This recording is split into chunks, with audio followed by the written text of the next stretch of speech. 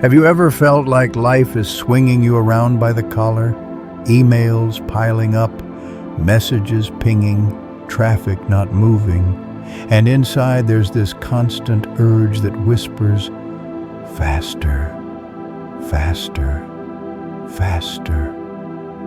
You refresh the screen waiting for a reply. You tap your foot at a red light that seems stuck on forever. You scroll through social media and feel like everyone is getting ahead while you're trapped in slow motion. On the surface, it looks like a time problem, not enough hours, too many demands. But underneath, something deeper is happening. Your nervous system is running at full speed. Your mind is racing 3 steps ahead of reality. And impatience quietly drains your peace, your focus, and your joy. Here's the prediction gap for this journey. Right now, waiting feels like torture. By the end of this video, waiting will start to feel like training, not punishment, practice. You'll see delays, setbacks, and slow seasons in a completely new way. Let's bring this closer to your everyday reality.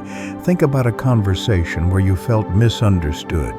Your first impulse might be to defend, correct, or shut down. Patience in that moment doesn't mean agreeing.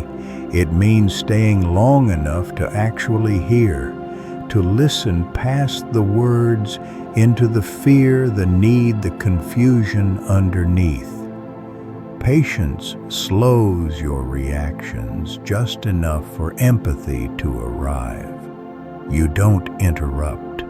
You don't rehearse your answer while the other person is still talking. You let them finish. You give the silence a few more seconds than usual.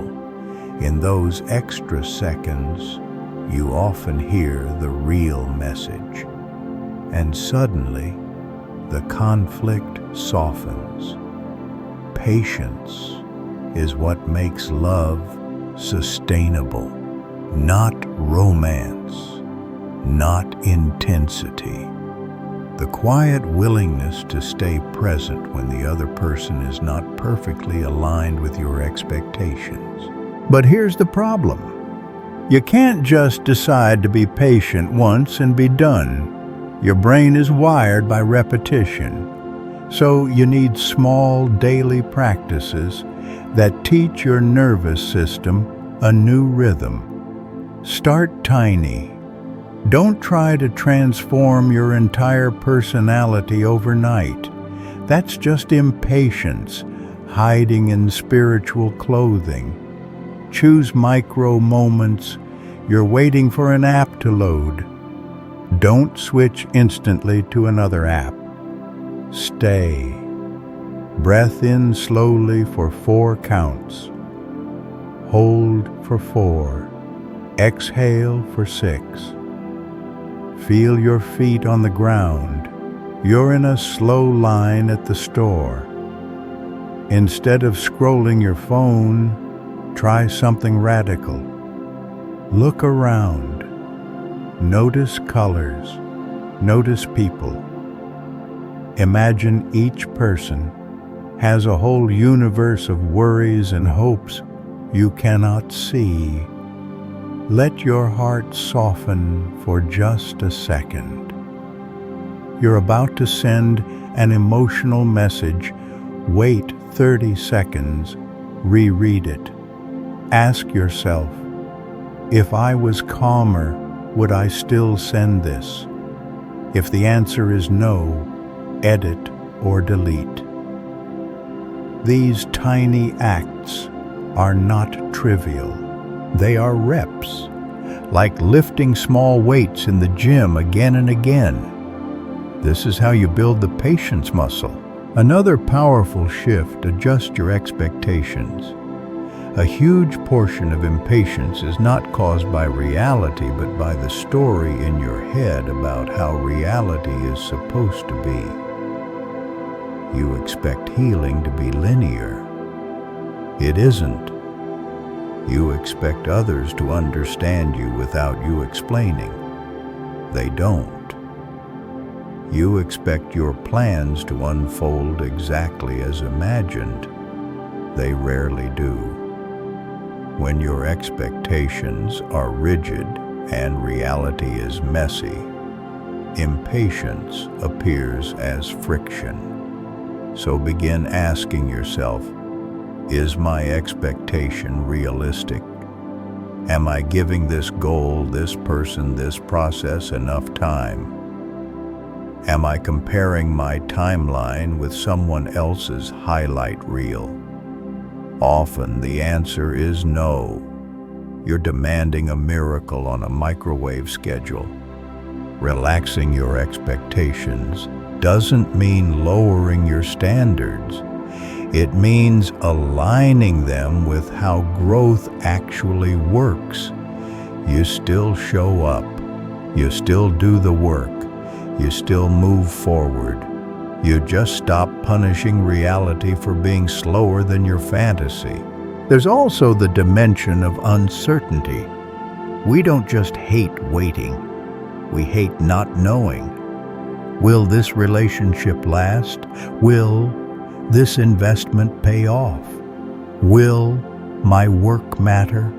Will my health improve? Your mind tries to escape uncertainty by predicting and controlling everything. But the price is enormous. Anxiety, insomnia, tension.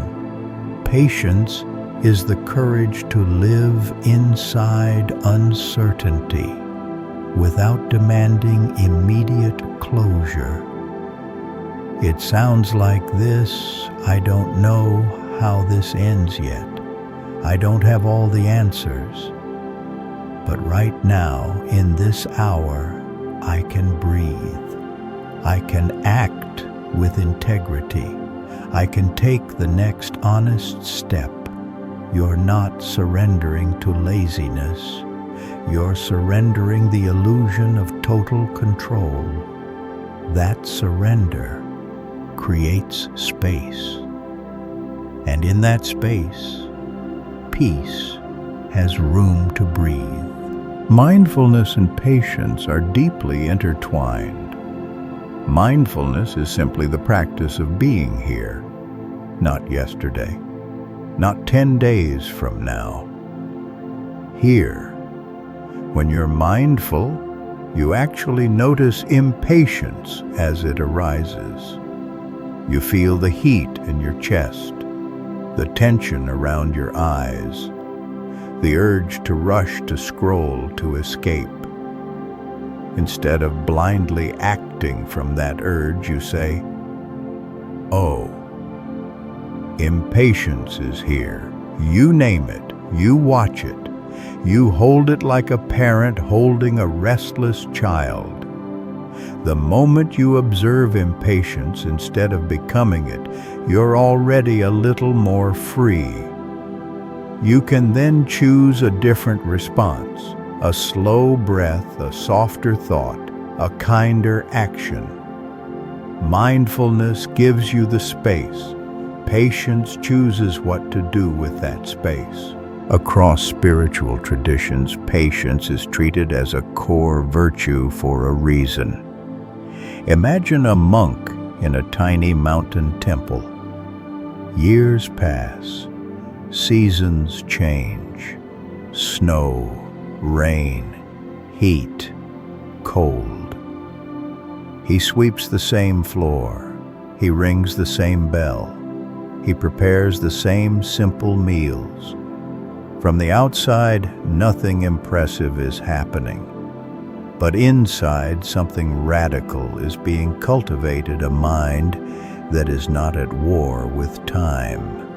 When you're no longer at war with time, you stop fighting every delay as if it were an enemy. You start seeing delays as invisible classrooms. The traffic jam becomes a breathing exercise. The long queue becomes an empathy practice. The slow season of your life becomes a chance to deepen your roots instead of chasing new branches. Stories make this come alive. Let's walk through a few. There's the farmer who plants a new orchard. Everyone in the village laughs. Why plant trees you won't live long enough to fully enjoy? He simply smiles. Someone sat under a tree for me. I'm just doing the same. His patience extends beyond his own lifetime. He works for a future he may never personally touch. That is patience in its purest form, acting faithfully today without needing to see all the results tomorrow. There's the eager student who asks a wise teacher, "How long until I reach enlightenment?" "If I work really hard, 10 years," the teacher says. "And if I give everything and push twice as hard, 20 years, the teacher replies. The student is confused. Why longer?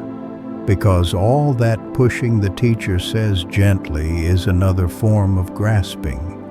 Your impatience to arrive can actually push peace further away. There's the story of a violent man who meets a spiritual teacher and is changed. His past is filled with harm. He wants instant forgiveness, instant transformation. But what actually happens is slow. Day after day, he sits, he listens, he serves, he stumbles, he starts over. The community does not forget what he did, but slowly, consistently, his actions begin to align with his new intention. Years later, he is softer, steadier, a source of support for others. The miracle wasn't a flash of light in the sky. The miracle was patience applied to remorse again and again. There's the artist who dies poor and unknown, leaving behind hundreds of paintings no one wanted.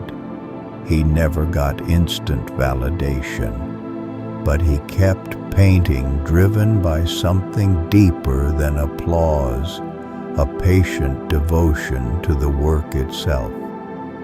These stories are not about being saintly. They're reminders. Greatness is often slow. Depth is often slow. Healing is often slow. Impatience wants spectacle. Patience wants substance. You'll understand what patience really is, how it changes your brain, and how ancient wisdom and modern psychology quietly agree on one thing. Patience is not a weak virtue. It is emotional strength under control. So as you listen, notice your breath. Let it slow down. Let each sentence land. This is not just information. This is practice. So what do you do when impatience feels like a storm inside you? First, notice the storm. Feel the tightness, the heat, the urge to react. Don't judge it. Just admit I'm caught. I'm overwhelmed. Then create one small pause. Stand up. Walk to a window. Place your hand on your chest. Take 3 slow breaths. Each exhale just a bit longer than the inhale. Give your nervous system a chance to remember that the world is not ending. It's just not matching your script. If possible, move your body. Go for a short walk. Stretch your arms. Shake your hands. Impatience is not just in your thoughts.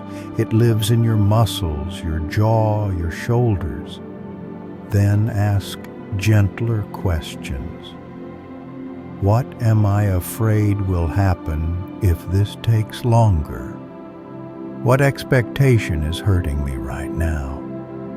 Can I allow this moment to be exactly what it is, just for the next 60 seconds? You're not making a lifelong promise. You're just practicing patience in this one small window of time. Over and over, those windows add up. There's another layer we don't often talk about. Many times your impatience is not proof that you're broken. It's proof that you care. You want your life to mean something. You want your relationships to work. You want your efforts to bear fruit. That's not wrong. The twist is this. The very energy that fuels your impatience can become the energy of deep patience. The same fire that says, "This matters, hurry," can, when guided, say, "This matters, so I'm willing to stay, to endure, to grow with it, to stay present even when it's slow and uncomfortable." Impatience is care without grounding. Patience is care with roots. You don't have to kill your ambition, you just have to anchor it. Self-compassion is crucial here. You will not become a perfectly patient person by next week. You will still snap. You will still roll your eyes. You will still say, "Hurry up," even when you know better. That's okay. When you fail at patience, that too becomes material for practice. Instead of saying, "What's wrong with me?" you can say, "I was overwhelmed. Next time, I'll try to catch it one breath earlier." You forgive yourself. You repair if you hurt someone. You keep going. The journey toward patience is itself an exercise in patience. You can't rush it. That's the whole point. There is also the boundary piece. Patience is not staying in every situation forever. It's not tolerating abuse. It's not saying yes to everyone until you collapse. Sometimes what looks like impatience is your inner wisdom saying, "This is not right for me.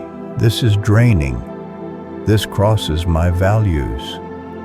Patience helps you respond thoughtfully, but you still have the right to walk away, to say no, to change course. You're not required to patiently endure what's killing your soul. You're invited to patiently build a life that supports your soul.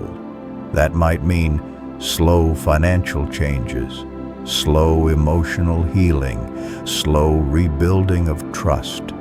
All of that is patience in action.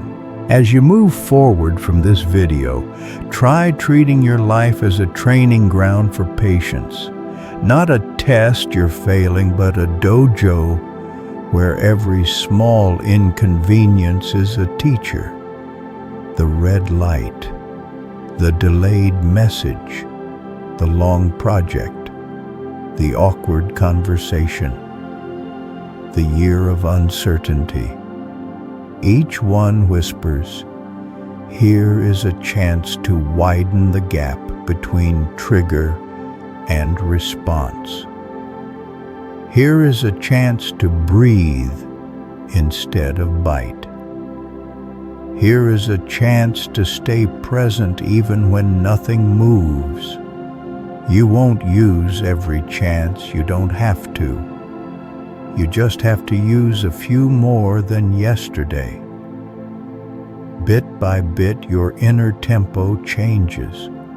You stop living as if you're always late to your own life. You begin to feel something rare in a fast world.